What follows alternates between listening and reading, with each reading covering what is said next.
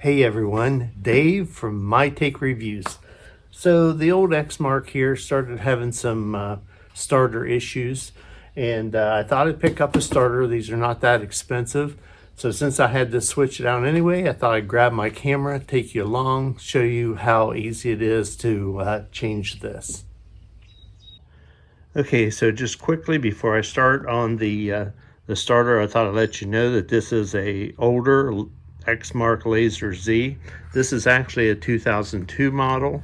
One other side note, I did put a chute on the side, and I'll have a link for that in the description below too.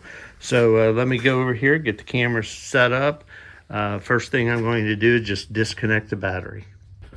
Okay, so all I did is I just raised the seat up, and I'm going to disconnect the battery. Positive and negative, I'm going to take them both off and just check the connections while I'm here. And I can see that one needs cleaned up, so I'll do that before I connect everything back up.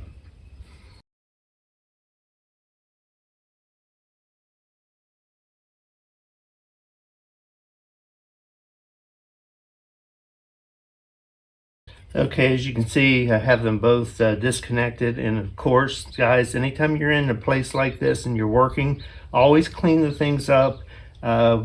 Just regular maintenance while you're doing the job. So let me switch the camera back around and we'll get this starter off. Okay, so what we have here on our wiring on the back of the starter, what we need to do is we need to remove the positive terminal from the starter. And then also we need to remove the key power that comes from the key to ignite the solenoid here. So let me take those off real quick. Okay, so now with that part out of the way, what we need to do is remove the mounting bolts of the starter itself. And there's two. There's one down here at the bottom, and then there's one up here at the top. So let's remove those. I always do the bottom first, so the top is holding the weight of the starter. And just bring them part way out. Leave them connected just slightly.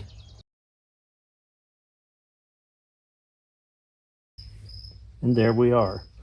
Remove the bolts. I think you might be able to see the ring gear down in there that it engages in. Now let's get the new one out and get it ready to go on. Okay, so here's our new starter. Very similar setup. Hopefully it's an exact setup, right? So it's ready to go right in there. You can see everything's all set. Now, on these bolts, let me explain something about bolts and mounting bolts. A lot of controversy through mechanics about bolts and lubrication and so on, when to use anti-seize and when not, so on. Well, I'm 71 years old. When I was a youngster, a young man, I had an old mechanic tell me one time to, when you're in here, always grease your bolts. And the reason for that is someday you may want to get in there again. And when you do, you'll be so happy that you took the time to put some grease on the bolts so they'll come loose for you.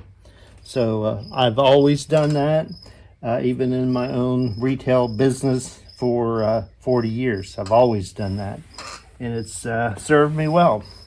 So what we're going to do, I'm just going to slide them in here, get them started into the holes where they're going to go.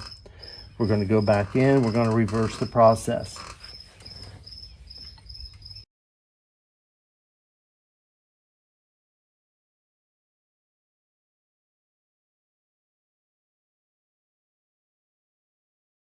Okay, so we're all bolted up back here in the back. All we need to do is connect our power line and our key switch line. So let's do that. Okay, so it's not really that difficult. We have the starter all mounted and our battery connections are all finished here. All we need to do is go connect the battery up in the front and we'll see how this thing works.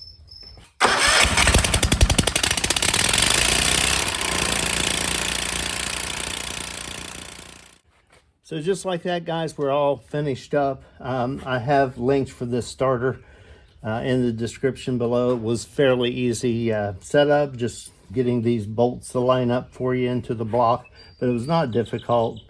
Simple job, just about anyone should be able to do this. Thanks for watching. I've got other reviews on this channel, so check them out. I appreciate you watching. Have a great day.